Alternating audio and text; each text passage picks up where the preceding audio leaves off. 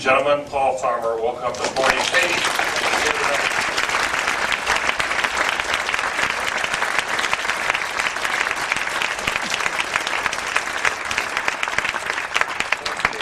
Thank you so much for so many people coming. No one can take credit for such a bad title. I need to take credit for that myself. I've had a number of quite amused comments on the title. I did it myself. I was tired of using. I wanted to think of something new. I knew sort of what I wanted to say. I have a friend who works. He's a former seminarian. I don't know if he's here. He works at Partners in Health. He is a fundraiser. He looked at it and said in his great Chelsea accent, "That's just Paul trying to be a priest." I don't know if he's here. I just heard that today. I just got back. And I'm sorry to be late. I went, it's true, from the airport to the hospital and was seeing patients. Actually, I'm not technically late, I think. And it's the same sort of bracing exchange of going from rural Haiti to Harvard has been really the one that's informed my journey. And talk will not be about my journey. You'll be relieved to know. Our work is certainly not about any individual's journeys, but the work of a lot of people. In fact, the next image I want to show you. Let's see if I can get this right.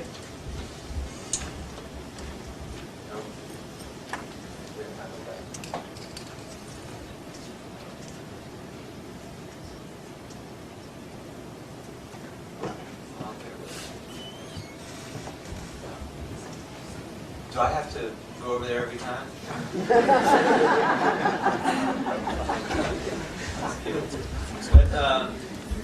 But in making this map, you get an idea. Now, even someone who does go from a rural Haitian village to Harvard in a short amount of time still cannot be in all these places. And of course, there are 1,000 of us easily work together on these projects, and most of them are community health workers. Oh, say it louder. Yeah. How's that? Is this on? Hello? Yep. Yes. That's a light. How about this? Okay. Well, I'll have this. I'll orally intubate myself with this. And you will hear the deep rumblings of my comments. How are we doing? Very soon you will forget any of this happened.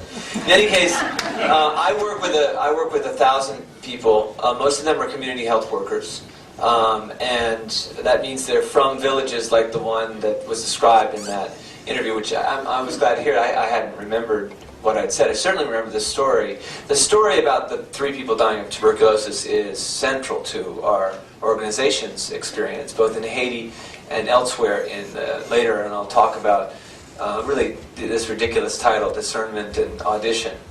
But community health workers have really been at the heart of a lot of the projects that our group has been working, in which our group has been working. And when I say our group, there are quite a number of people from Partners in Health here tonight. There are people from the Brigham and Women's Hospital, which is where I just hailed from the 4th floor of that hospital.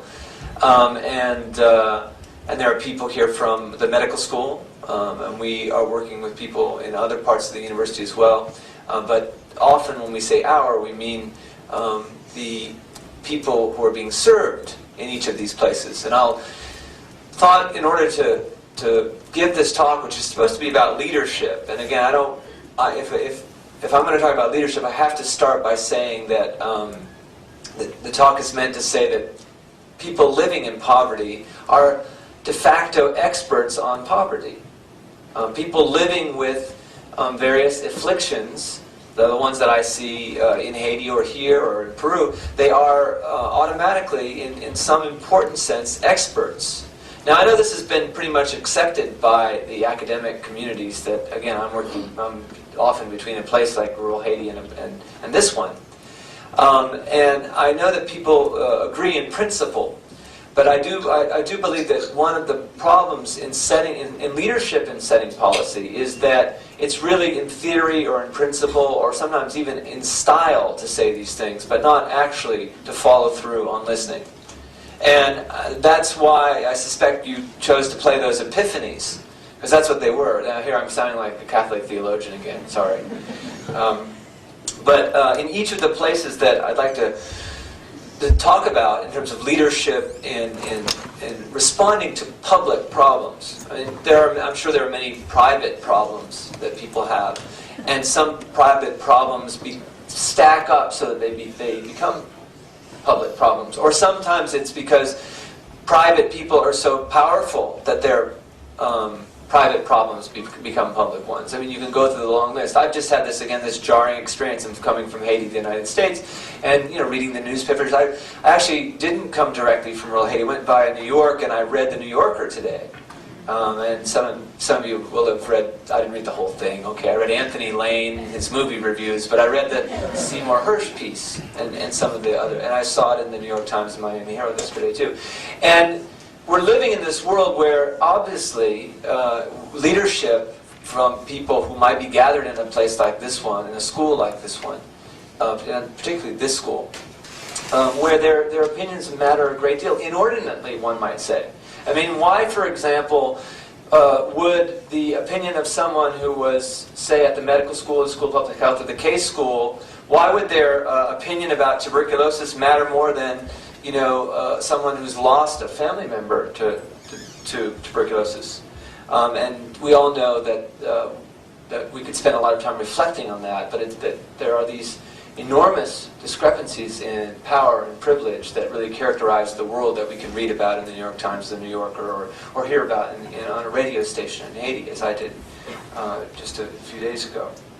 Now, I wanted to start this exploration of discernment, of weighing various dilemmas, and I think that's what this is about. And if I were a student here, that's what I would have studied, because that's what I study now, think about now, and I would have been able to do it with a community of scholars and a different literature, policy literature. I would have tried to say, well, how do we weigh problems and juxtapose them and decide which ones merit which interventions, which is a lot of that gets done here. It happens in public health and medicine as well.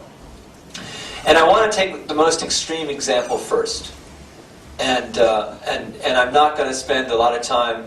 There's not a lot. Don't worry, there are not a lot of slides. I'm only using these to remind me what I'm talking about. And this is the most jarring example. Some of you will recognize this. This is an exhumation of someone who's been murdered in Guatemala.